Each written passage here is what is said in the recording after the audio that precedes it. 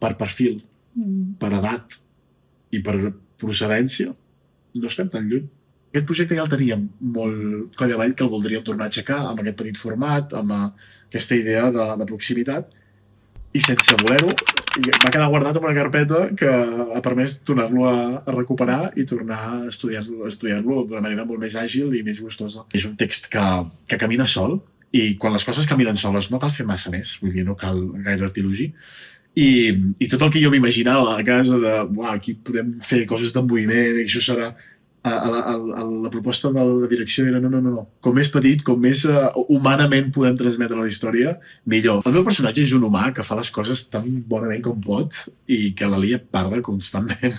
El tio va cometre un atemptat, però en comptes de fugir i seguir amb l'objectiu que ell tenia marcat des del principi, decideix recular i actuar per intuïció, i aquesta intuïció farà que la bola de neu es foti cada vegada més gran i sense comprendre per què fent el bé el busca tothom. El que segurament no seria el meu personatge és que el mou altres instints molt més viscerals i emocionals que fan que quedi com aquella persona innocent que havia sigut abans de qualsevol procés de radicalització i comença a salvar la que serà la seva companya de viatge. Jo el considero aquest personatge com una víctima. És una situació que viuen molta gent jove avui dia aquí, que pots trobar-se en situacions de vulnerabilitat, sense recursos, sense objectius, desemparats pel sistema, viuen als marges.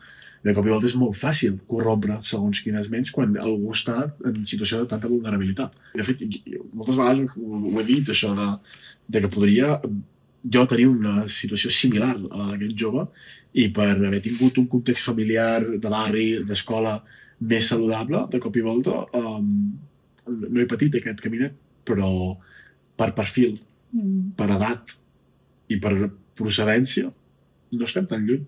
No tenim el control del nostre dia a dia, del nostre futur. Hi ha factors que van més enllà de nosaltres i és una loteria que et toqui viure una o l'altra.